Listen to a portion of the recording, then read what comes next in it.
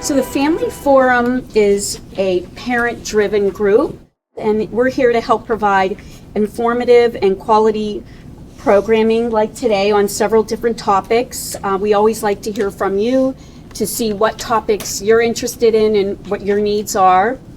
Most of our topics are on, we focus on long-term planning, housing, daily living, and other social aspects of life.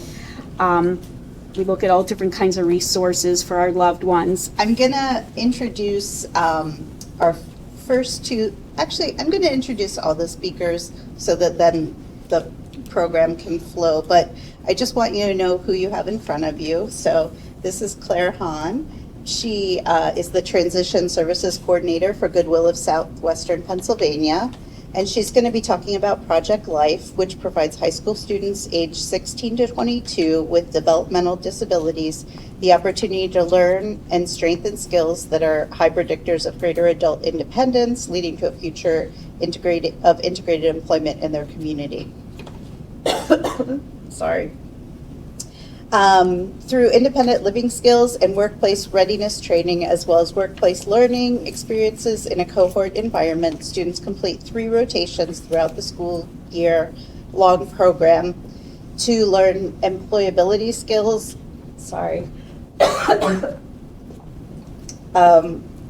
needed for future endeavors. The Project Search Transition to Work program is a unique business-led 1-year employment preparation program that takes place entirely at the workplace.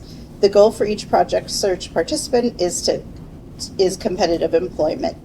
Total workplace immersion facilitates a seamless combination of classroom instruction, career exploration, hands-on training through worksite rotation. As the Transition Services Coordinator, Clare has worked with Goodwill for 14 years, 8 of those working directly with transition-aged youth. Also from Goodwill, we have April Klein, and she's the workforce. She is from the Workforce Development Center. April graduated with a degree in communication science from the University of Pittsburgh in 1993, but began working in the adult IDDA population while earning her degree. She has worked at the Center for Hearing and Deaf Services in Goodwill of Southwestern Pennsylvania for most of her 32-year career. How do you have a 32-year career? You're only 32. Okay. The Aspire program opened in March of 2016. April took over as the coordinator of Aspire in December 2017. She manages a staff of 5 who serve a total of 24 individuals. Aspire is currently going through a growth spurt with 5 new individuals starting with us after the beginning of our fiscal year in July. Okay, moving down the line. Laura Stuart is the director of Studio Forget-Me-Not in Carnegie, Pennsylvania, a creative studio within Not Forgotten Home and Community Services. At the heart of her work is a passion for making creativity accessible to everyone, especially neurodivergent artists. She co-founded the studio to provide a welcoming space where artists of all abilities can explore, express, and grow through the power of art. With a background in visual arts communication and art education, Laura brings many years of experience as both an artist and an educator. Prior to launching Studio Forget-Me-Not, she spent 6 years leading a creative day program for individuals with intellectual disabilities, work that deeply shaped her approach to inclusive, person-centered art making. Laura believes that art is not about perfection, it's about process, expression, and the courage to see things differently. That philosophy extends to her leadership, which is guided by vision, empathy, and a belief in potential. Before moving to Pittsburgh, she served as the first female mayor of Volant, Pennsylvania, using creativity to lead and build community in new ways. Wow. In addition to her work in the studio, Laura is an accomplished textile artist and jewelry designer. Her pop-up Ms. Kitschy Witch showcases her handmade creations, bold, colorful pieces inspired by mid-century aesthetics and the legacy of women in her family. Whether she's teaching, leading, or creating, Laura brings the joy of a touch of joy, color, and authenticity to everything she does, reminding us that all art is a powerful tool for connection, expression, and transformation. Sitting next to Laura is Sonja Garnett-Williams, and she's a native Pennsylvanian who fell in love with nonprofits when she responded to an ad in the Employment Guide about 30-some years ago. She quickly developed a deep passion for individuals with intellectual disabilities, hence becoming the co-founder and director of Not Forgotten Home and Community Services, a person-centered, driven nonprofit organization dedicated to cultivating a conducive environment for the IDD and autism population by campaigning for individuality with inclusion, growth with choice, and quality with equality to all served. Sonja was raised in a household where education was very important and taught to be powerful. These teachings are now used to empower others. After graduating from high school, Sonja obtained her bachelor's degree from Carlow University and completed her master's of business administration at Point Park University. It was while working for a major nonprofit that Sonja resolved to change the stigma and discrimination these individuals faced. Individuals with disabilities were viewed as liabilities and to be managed rather than assets to be enjoyed. Sonja embraced the notion that personal autonomy is a basic right of every human being. After years of contemplation and having the goal of launching a nonprofit organization benefiting the forgotten community, Not Forgotten Home and Community-Based Services, humble beginnings launched into existence in 2015. In January 2016, the organization became a fully formed 501c3 with great support from her staff and individuals. Wow. Okay. Moving down the line, we have Pam. Is it pronounced Giebel or Giebel? Giebel. Yes. Okay. I butcher names. And she is the Director of Development and Quality Management at Gene Cook Supports. And she's been working in the field for about 20 years. Her background is in special education, and she was an autistic support teacher for many years prior to joining the team at Gene Cook Supports. Pam's also a licensed behavioral specialist who has worked as clinical director of their behavior department prior to taking on her current role. Outside of work, she's a busy sports mom of 2 boys, aged 10 and 7. And when she's not taking them to practice or games, she likes to go camping. Sitting next to her is Gene Cook, who's the CEO and owner of Gene Cook Supports. He has worked in the field of intellectual and developmental disabilities for 30 years in various positions, from direct care supports coordination, to supports coordination. Gene started the company in 2014, and the company has grown to nearly 300 employees, supporting individuals in several counties. Gene is 48 years old, married, 2 kids, 2 dogs, 5 goats, 5 ducks, and 3 chickens.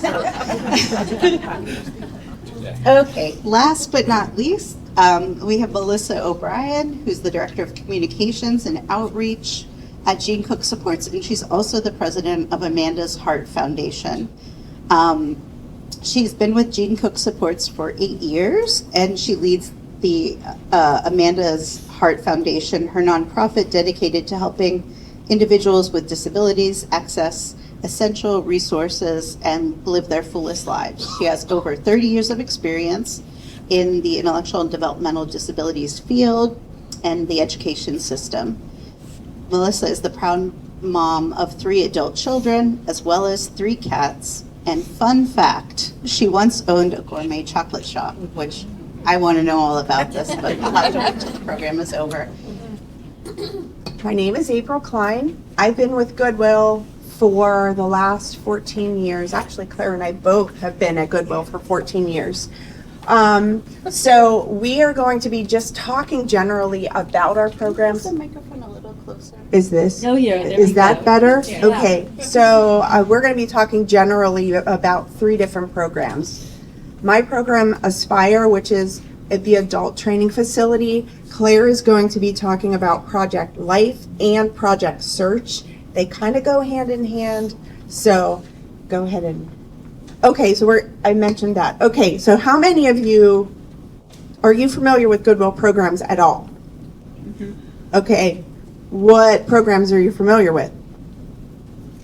I know Spire, and Goodwill. Okay, we have upwards of 50 plus programs in our agency, but everybody knows retail store. And when I say, oh, I work for Goodwill, we get the, oh. At least I get, oh, do you get, oh? Oh.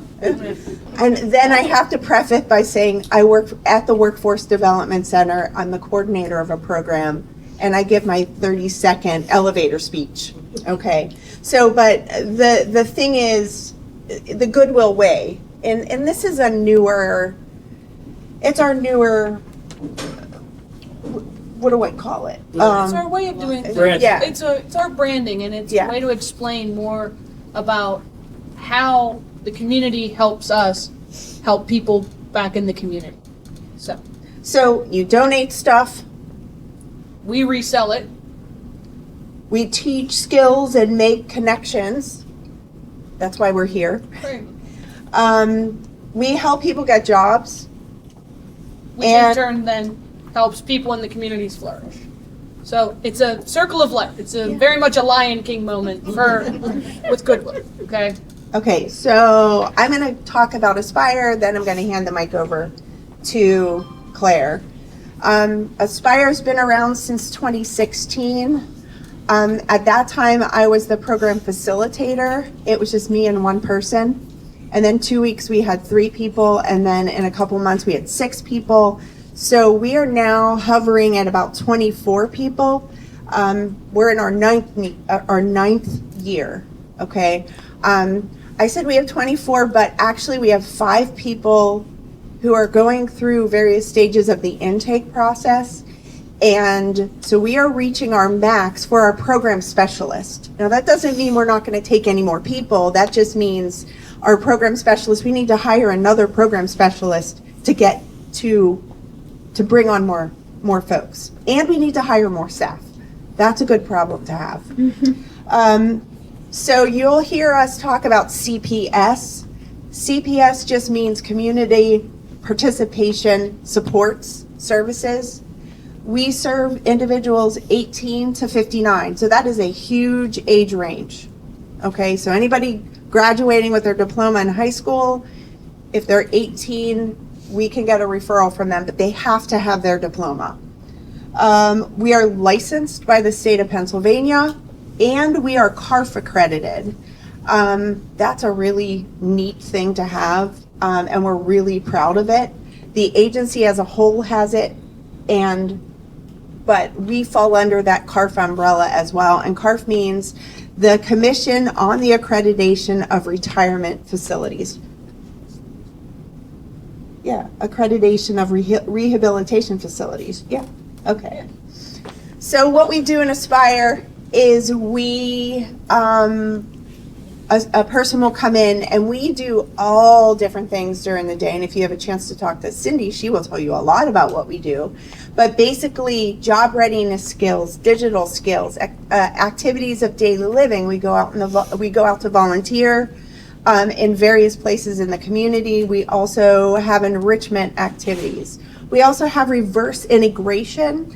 So we'll have Duquesne occupational therapy students come in and work with our OT students. So they're getting what they need for their degree, but our clients are getting what they need from them. So it's a kind of a win-win.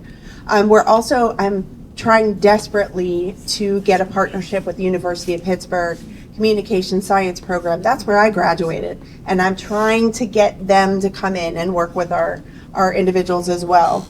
So we're time limited, but I say that, and that's really loosey-goosey because I've had somebody with me for the last 9 years. The goal is growth, so having individuals join Aspire, and we give them what they need to help them become independent in their community, maybe get a job, maybe volunteer, that kind of thing. So we're not meant for people to come in and stagnate. It's not just an adult day program. this is meant for to get people to become independent and work out in their community or volunteer out in their community or live their best life. So that's the goal, is to integrate people into the community. Can you back that up? Yeah. So volunteering, I mentioned, and enrichment. Enrichment is, we have a book club we go to.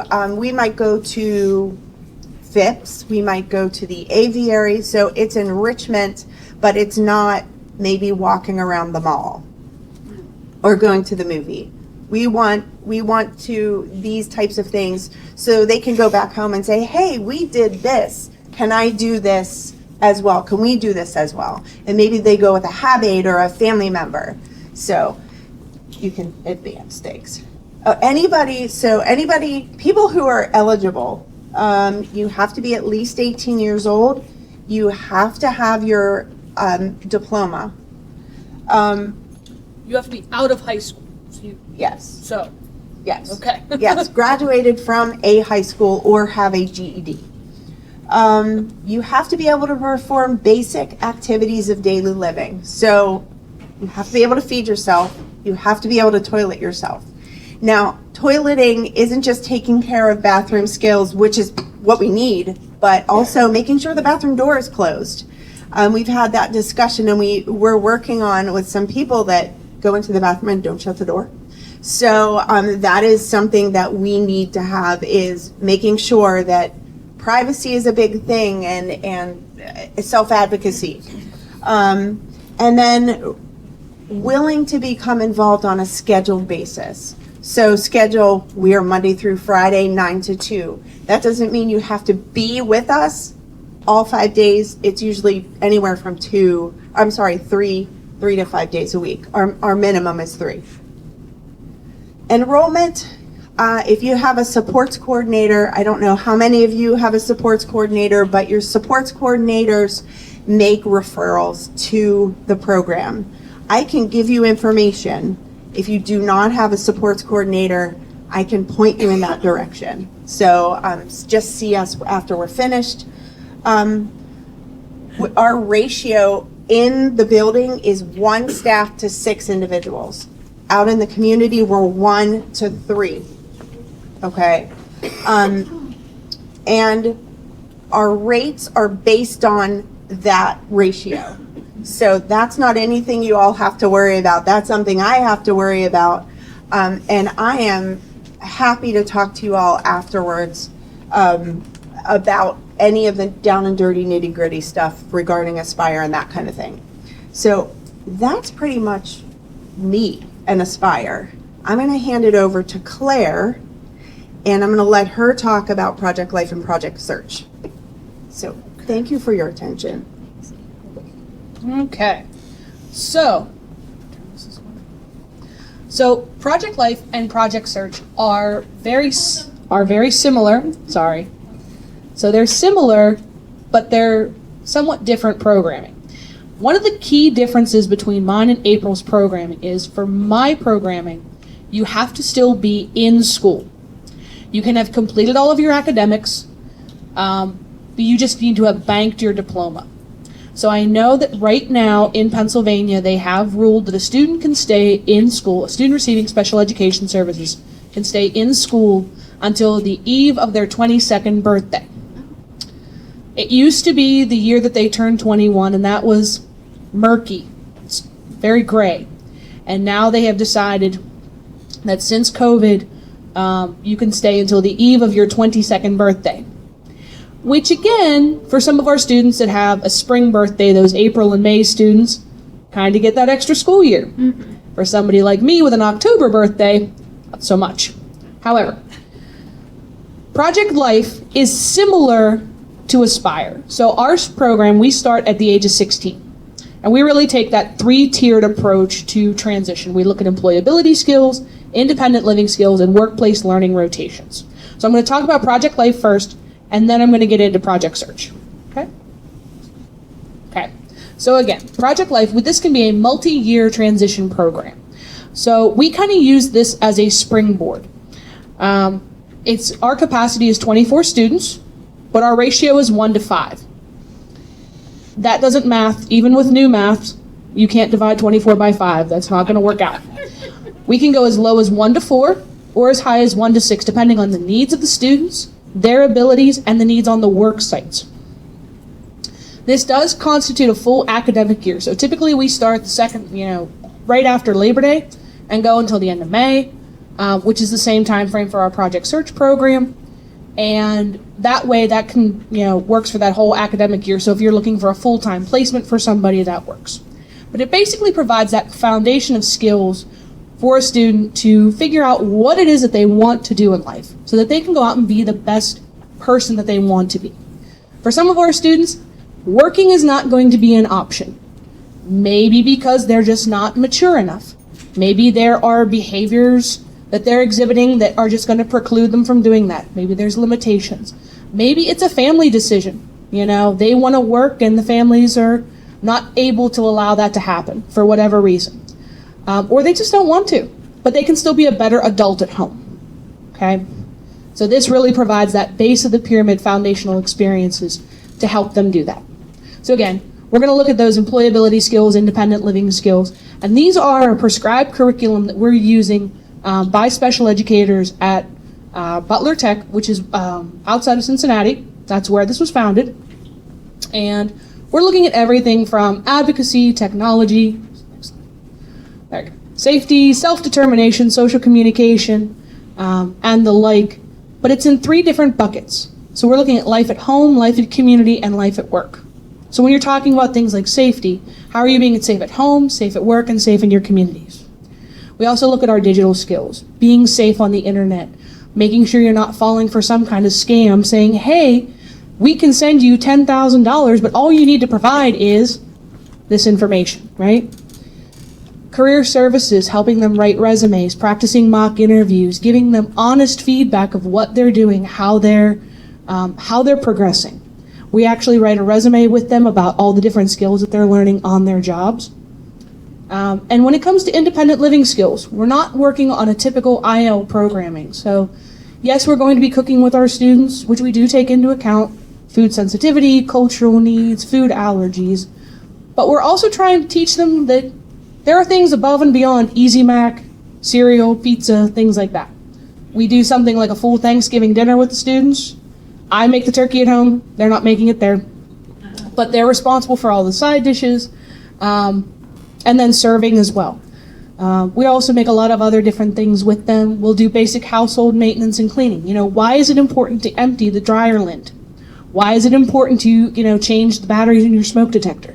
Things like that instead of just undoing it and taking the battery out, which I think most of us do. Hygiene. Why is hygiene so important regardless of where you are? Transportation's a big thing. So we're working currently, I have 16 students in our program, and I have 10 different school districts. So when we talk about something like transportation, they're coming from all over Allegheny County. How are you going to get to work if the yellow school bus or the van or whatever isn't going to pick you up? What if mom and dad or grandma, grandpa, your aunt, residential staff, what if they're at work? How are you going to get to work? How are you going to get places? What is safe? How are you safely going to do that? Budgeting and money management. I have a bunch of teenage boys. I have 16 boys and 2 girls in class right now. We had 18 to start the year, and money burns a hole in their pocket. So how are you safely spending your money? What are you supposed to be doing with this? And then again, navigating and connecting with community resources or other things. Most of them don't know what something like OVR is.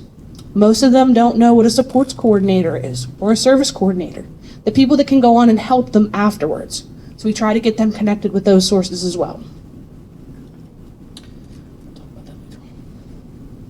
So we have different work rotations, and so we work in a cohort of students when we're in our Workforce Development Center, and so those are all primarily housed in the Lawrenceville building. So we work in the same building with April and the Aspire team. How this is different than Project Search is Project Search is focused much more on independence. And so these are housed in, that is a 1-year immersion program within a host business. And that is at UPMC Mercy and UPMC Passivant up in McCandless. That is for students 18 to 22. Their ratio is 1 to 4. And depending on where you live, dictates what site you would go to. So interns in this program, they're going to learn transferable skills through systematic and routine rotations in the hospital, with the ultimate goal of the interns obtaining competitive integrated employment in their communities. So, but not, yeah, right? Taking a long time to remember Memorize that. but not necessarily within the host business. So again, Project Search is a national model like Project Life is. We have had the Project Search programs for almost 20 years at Mercy. It actually started at Southside Hospital, and then when Southside closed, they moved to Mercy. So Project Search operates as the model, operates in a wheel. So we are looking at the local school districts, we're looking at supports coordination, OVR, we're also looking at the host business, really, and Goodwill to operate all together to make sure that that intern is as successful as possible. Making sure that all of those pieces are in place, that that wheel turns, that they can make sure that they're set up for success. So again, there's a national curriculum that they're using, and they're looking at everything from maintaining employment, preparing for employment. Project Search is much more focused on work and getting a job, maintaining a job, whereas Project Life is focused more on life, right? Those life skills kind of thing.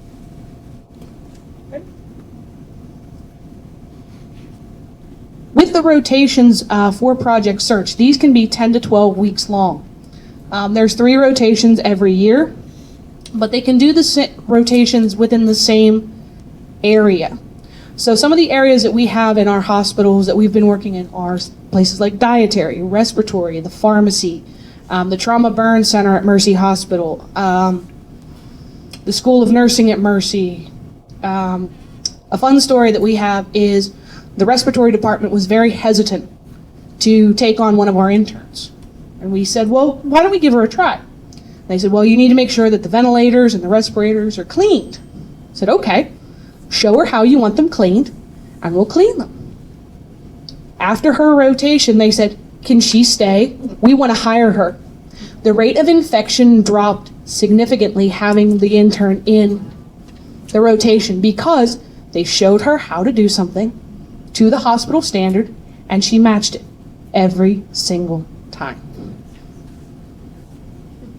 So if we have a person that maybe has a vocational aspiration to work in food service, we might put them in somewhere like dietary.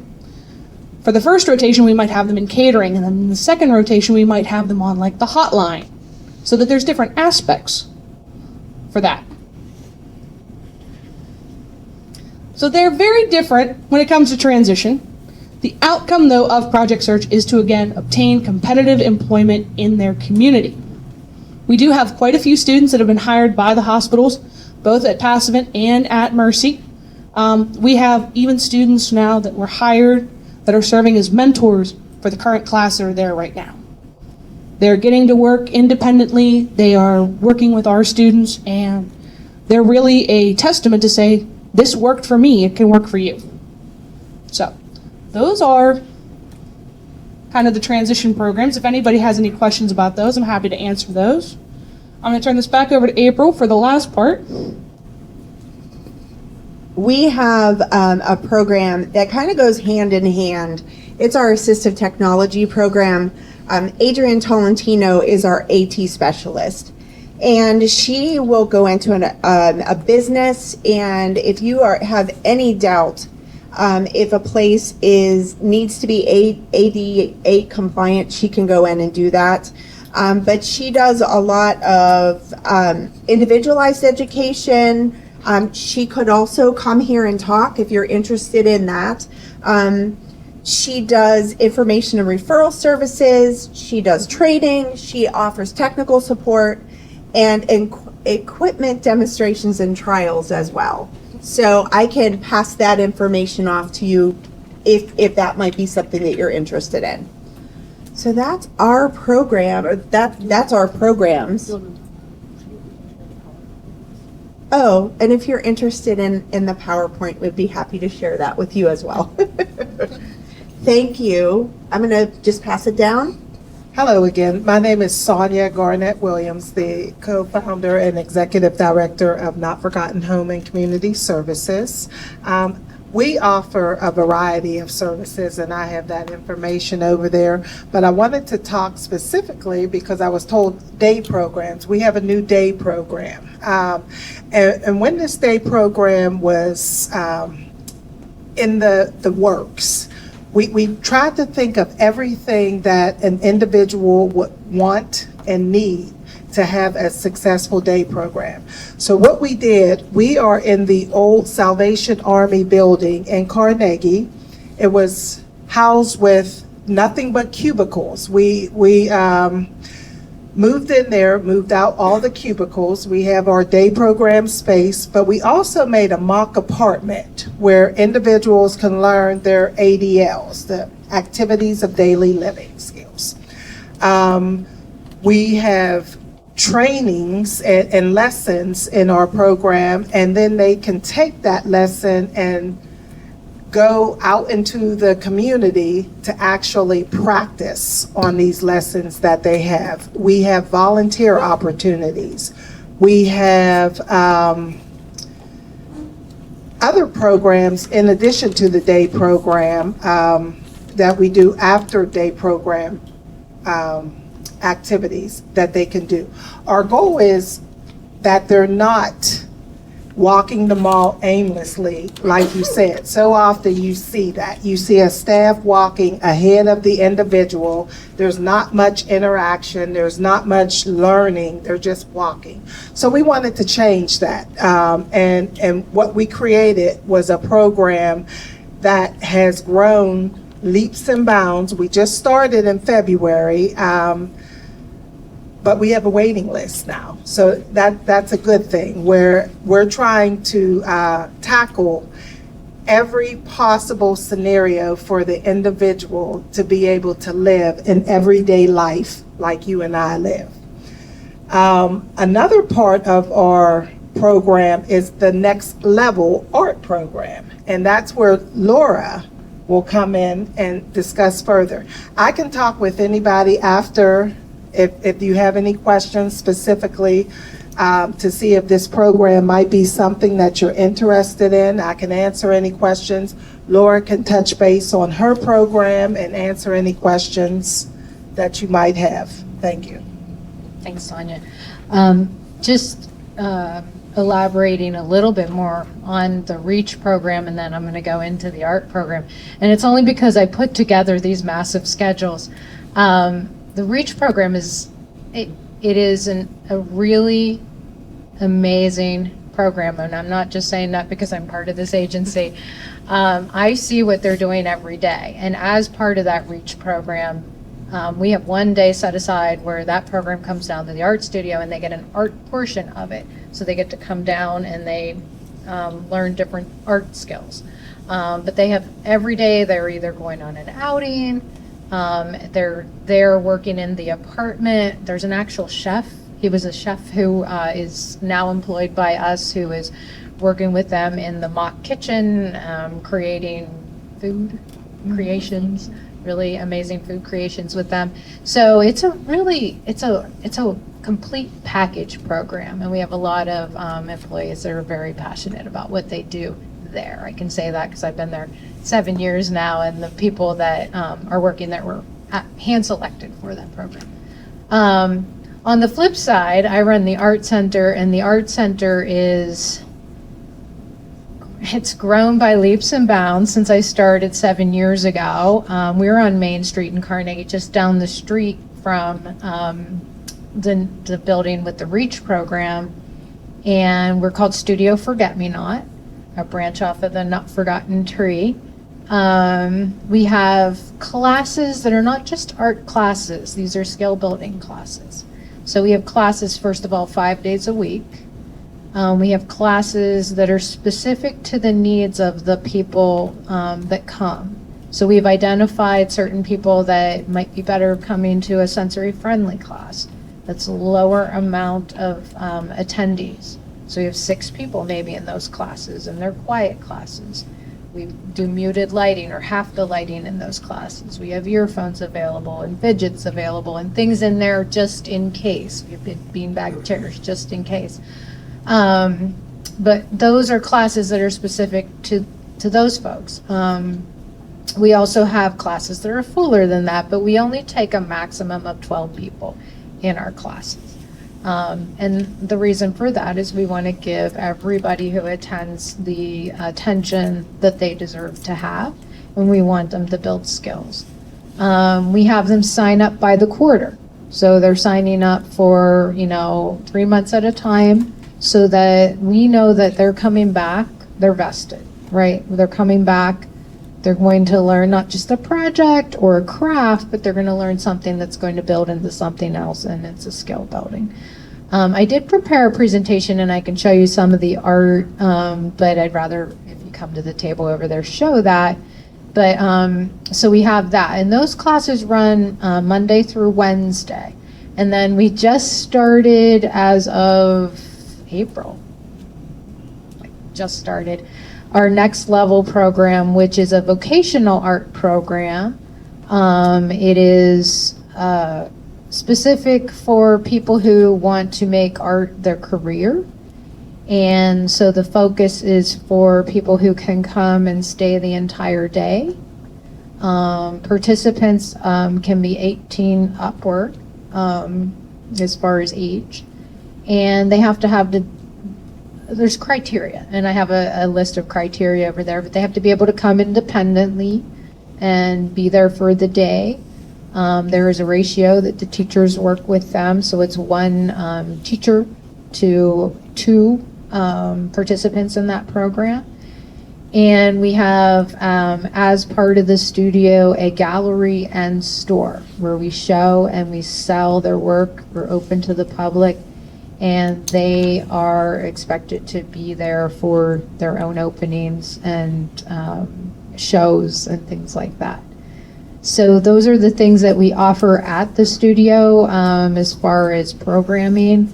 We have a lot in addition to that. Carnegie has once a month Carnegie Crawl, which is like an art walk that you can come and visit, open to the public. Again, the retail shop, we have retail hours. We're open every Saturday up through July, and then starting in July, we're open every Sunday instead of Saturday, so we even have some weekend hours in there. And that's all just based on what the town of Carnegie does. But every participant who comes to the studio has the option to sell their work, but we also talk about what work is sellable and what is sellable work in a store setting. And they have the option to sell their work, and every 3 months we write them a check. And so they love to get that. And so there's a lot of things that make us unique in Carnegie, and I'd encourage you to come out and check us out on a Carnegie Crawl night. Check out the shops in Carnegie and come and visit us at the Reach program too. I think that's it. I don't know. I have more over there. I have a lot I could talk about because again, I put together the entire schedule, but we can give you that. Carry on.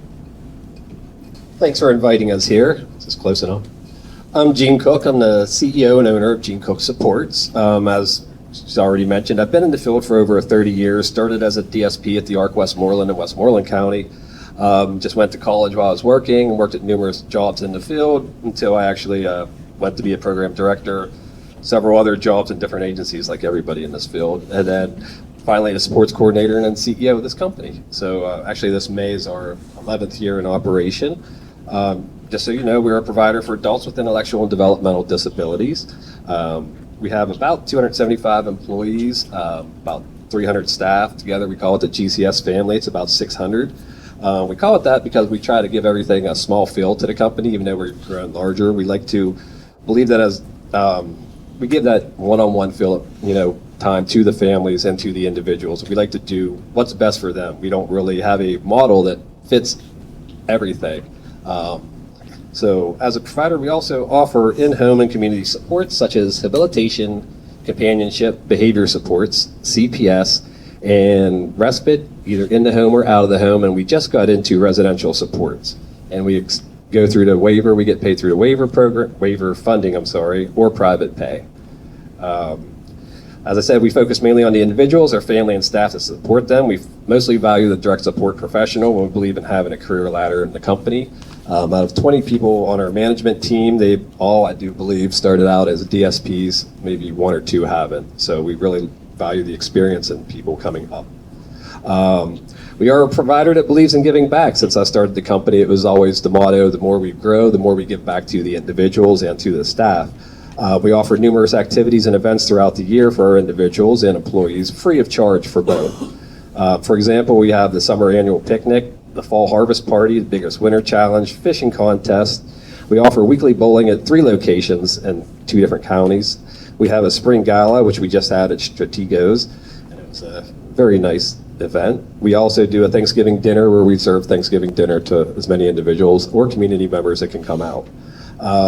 We offer honest pay with PTO, health insurance, performance bonuses, and just plain old bonuses to the DSP. Because as being a DSP, I feel that that's the core of it, is getting good staff in there. I wish we could just get a lot more. And I think a lot of providers wish they could too. Also, as a provider, we donate to numerous community programs, and we also invite the community to take part in our activities. For example, we lease a small farm-like setting in Tars, PA. It's about 3 acres. We have a farm manager that actually leads off the planning and farming activities. We have a small building, goats there, not my goats, well, they actually are my goats that we moved there. We have chickens there, and we use their eggs. We have raised planter boxes, in-ground gardening things, a greenhouse, and lots of tractors. So it's really, we started that because I didn't believe that all individuals really had the skills to do all the technology using iPads, communication devices. So this is more of a hands-on, working with your hands, being out in nature program to get out there. Let's see, one other way, probably maybe the biggest way we give back, is our health and wellness department and the GCS hub, which Melissa will talk a little bit more about. Our health and wellness department is a non-billable support offer that we offer, and it's open to the community. The activities they have is open to the community. The health and wellness team is right now just 2 members, and what they do is they meet with individuals that come in. They help set up goals for them, whether it's a health and wellness thing that's losing weight, stretching. Our director is actually a yoga instructor, a CPR instructor, so they hold numerous classes, and they're all free. It's not a licensed day program. It's more of a non-traditional day program, so most of the individuals that come in have habilitation aids or companion aids that come with them. So I will actually let Melissa talk to you a little bit more about it. Okay, am I close enough? Okay, we're all doing the check. So as Jean mentioned, I'm going to talk to you a little bit about the GCS Hub, which we just refer to as the Hub generally speaking. But the Hub is a centralized, inclusive activity center where our individuals can engage in enriching activities in a variety of themes. So while the Hub is new to us, we just opened the Hub actually this past fall in October of 2024. And even though the Hub itself just opened, within the past year, we've actually been offering activities to our individuals for probably 7 or 8 years at least.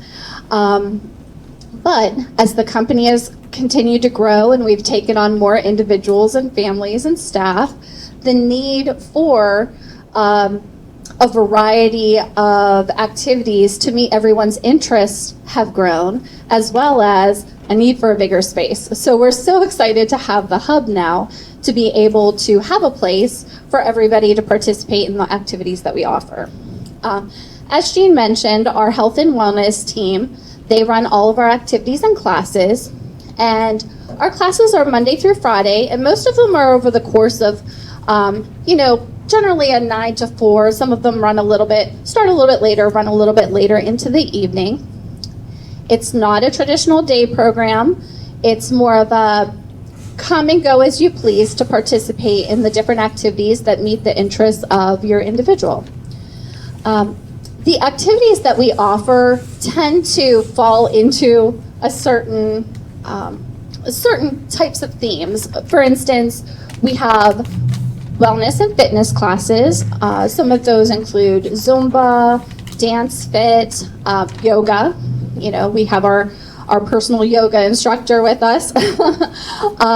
We have creative expression classes. Those are activities such as crafting and drum circle. We also have life skills and confidence classes.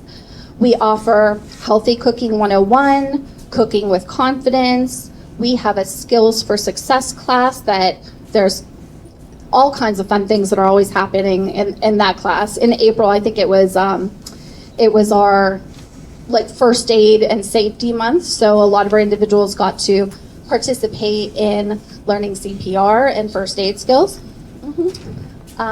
And then we have a lot of different special opportunities as well. We partner with Bellaterra Stables as well as the Making Strides Foundation, which allows our individuals to participate in equestrian therapy types of activities. So we actually just this past week had our first field trip to Making Strides, and our individuals just had the best time riding the horses, grooming, and just being in the same environment with the animals. It was a peaceful and relaxing experience. We are also, with us being, the hub is located in Monroeville, on Monroeville Boulevard, kind of right behind the mall. But we are also located in some of the surrounding counties. So we have a church in Westmoreland County where we offer some activities, as well as the farm that Gene talked about. We host activities there as well. We try to get outside for yoga and some of our other classes as much as possible to take in the nature and the weather. And in order to reach some of our individuals that maybe aren't central to the Monroeville area or Westmoreland activities, we offer what we call meetups, which are usually once or twice a month. We try to hit different activities within our service area. We've gone to do things like maple syrup making. We're going to see a Washington Wild Things game in a week or two. We've gone to Ligonier Ice Festival. So we kind of try to hit different fun activities in the community to allow people who may not be central to Monroeville or other activities to be able to participate. So that's a little bit about the hub itself.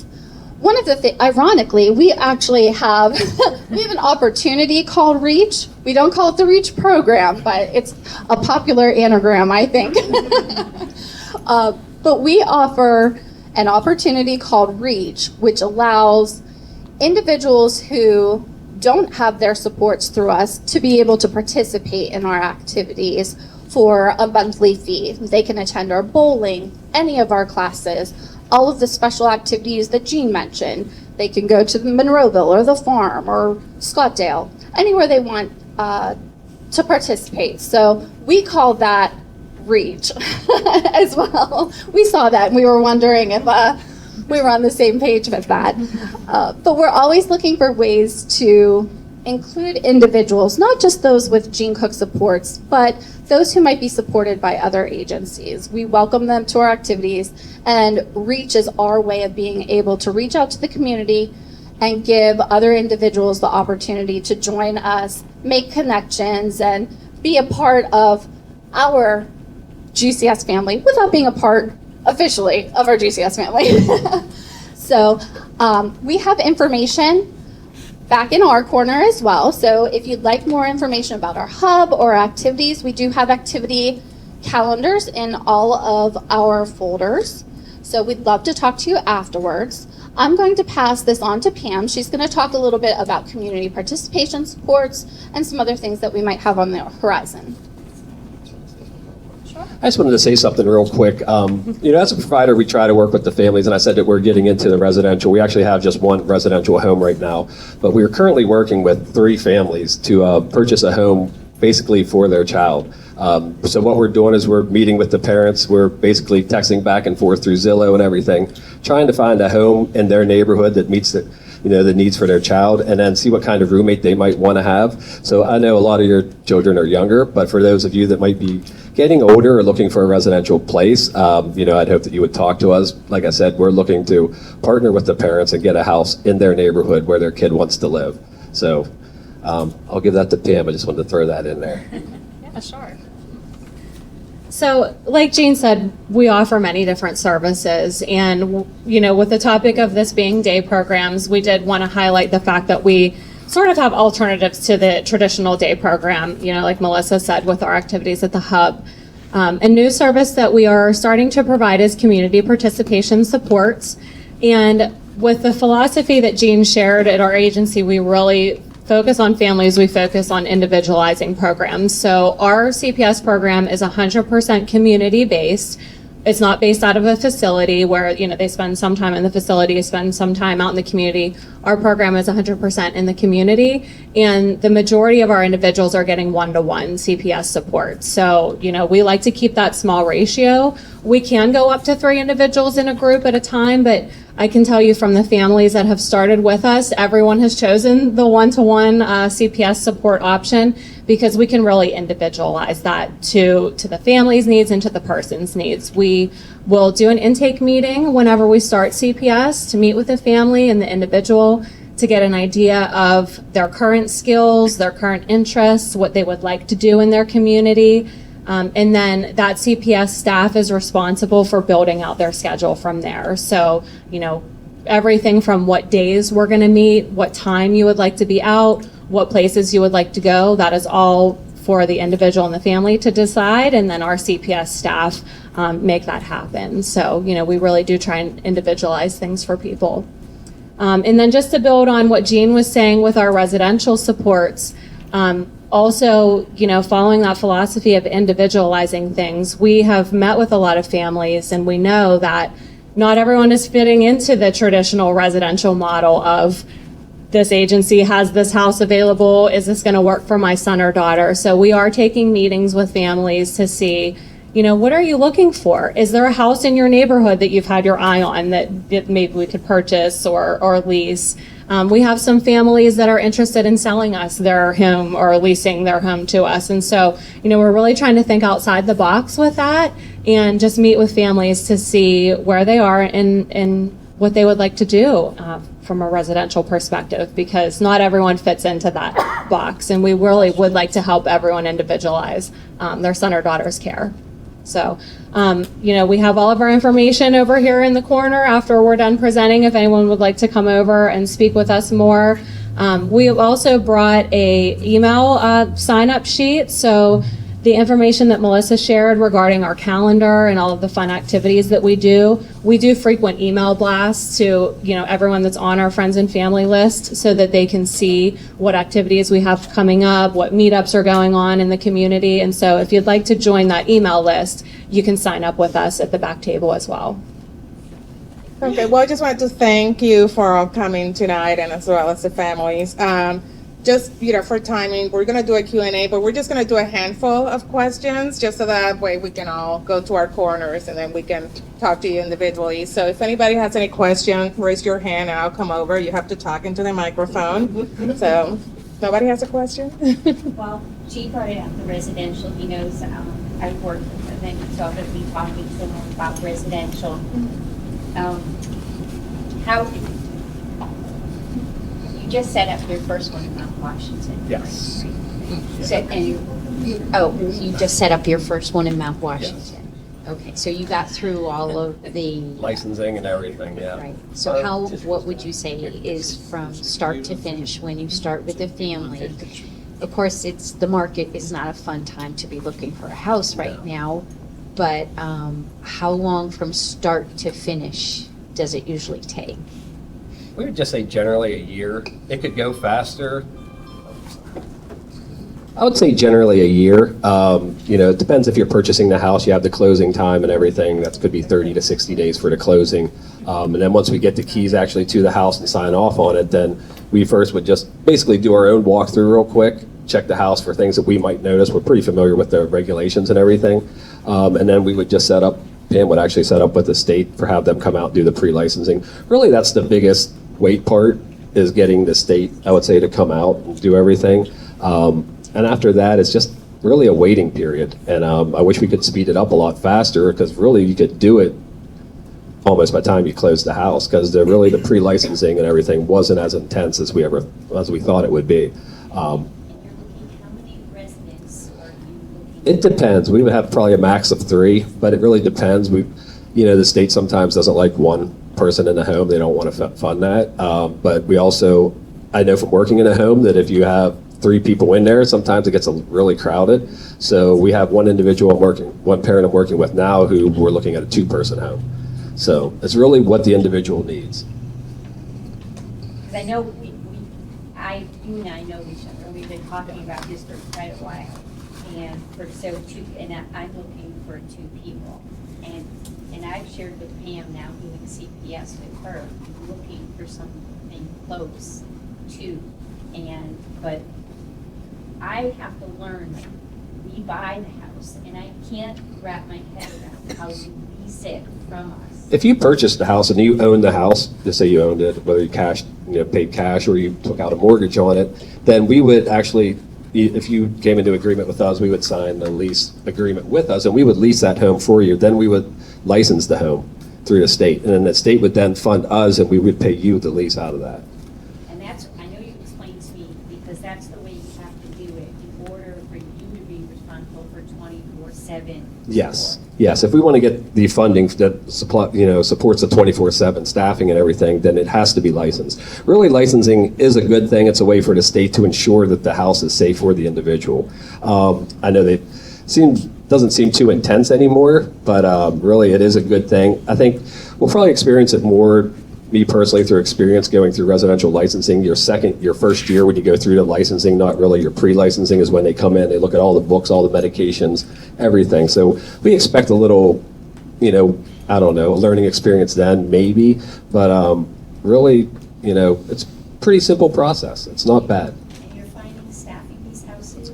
We found staff. I wouldn't say it's easy, but we tried to up our hourly wages for residential staff and everything, and we tried to do as much in bonuses and incentives as we can. Okay, so you speaking, because I know last time I talked to you, we were waiting for Mount Washington to take off, and I was waiting to see. So you're finding, because the biggest concern is. Yes, we already had one staff quit, and we were able to replace her. So I don't know why some people present well with the interview, just like everybody knows, and then you get them in the door, and it's just not right for them. And honestly, I'd rather have somebody quit than stay there and do a job they don't want to do, because then you lead into more chances of neglect, abuse, and things like that. So we want people that really care about the job. I think most of our employees, out of all of them, we have a very low turnover rate. We have a lot of people that have been here 10 years already. Like I said, I started the first year, I only hired 2 people because it was just me working. And those 2 people are still with us. So, I'm sorry. Okay. I took up too much time. I have a question for all of the speakers. To participate in the programs that you operate, do you have to have waiver funding? Is there a private pay option? Do you get paid through the schools for the transition? Start over. Sure. We can pass it around. So for the transition programs, we are paid through the school districts or the LEA. So if it's through an approved private school, then the LEA would pay. There can be a private pay option for some of our students that maybe if they're homeschooled or things like that. Those are very one-off chances. That's the same for Project Life and Project Search. Project Search actually has braided funding, so that is part of the payment is through the school district. The other is you have to have an open case with OVR, and OVR pays for part of that. And then once a student graduates and they move into employment, then OVR takes over for supported employment, and if they have supports coordination, then that is the long-term follow-along on the job. So. We are waiver funded, but we do also take private pay. We also are waiver funded, and we take private pay as well as base funds. And for our programming, no, you don't have to. Now, we have the waiver, like in the day program, you would need to have the waiver funding and be actually a participant of Not Forgotten. But for our other activities, we have outside agencies that they bring their staff and they can participate in anything that we have.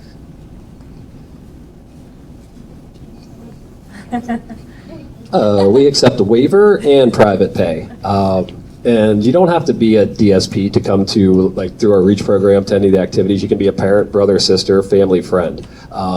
It's not a licensed day program, so the people that are paid are the teachers, the instructors that are there in the building. So you would come actually with your individual. It's a non-traditional like day program. And for those that are financially insecure, we have our sister arm, or nonprofit arm, Amanda's Heart Foundation, that will offer scholarships if people need that for the REACH program. Is the CPS also CPS is waiver funded. waiver funded? Mhm. Anybody else have any questions? Hi, Jean. Hi.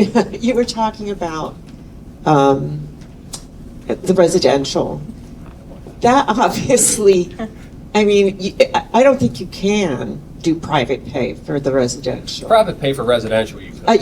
Yeah, I don't think you're Actually, allowed. Private pay, just to be open with you, private pay, even if you wanted habilitation services, Yeah. we're not allowed. So if your staff gets paid, we pay $18 an hour starting in. So we couldn't charge you $18 an hour to charge that. By the state, we have to charge the full rate. We actually tried that before. We got our hands slapped for actually letting the parents pay just the rate that the staff was making and a little bit for the taxes. The county actually came back on us and said no. So we actually have to charge private pay the full rate, which is a lot higher than, what you pay to staff. So no, we don't do private pay. We could take private pay for residential, but you'd have to be like a billionaire. You'd have to. Yeah. I mean, I think you would have to, because what if, like, you have a great business this year, Yeah. and your son gets into a home, and then you get bankrupt? What are they going to do? Throw your son out? Well, no, your son would never. That would never happen with the state. Yeah. The way the state works, another provider, and that's the great thing about Pennsylvania. There's so many other providers out there that whether Gene Cook Supports is the one for you or not. The great thing is there's a million other providers out there that because it'd be wrong of me to say that, hey, we're the best out here. We're not. We might be the best for one individual, or two, but then everybody else might here is the best at what they do too. So, we're not here. I'm not here to compete with anybody. We're here to just offer services to people, and that's really what it's all about.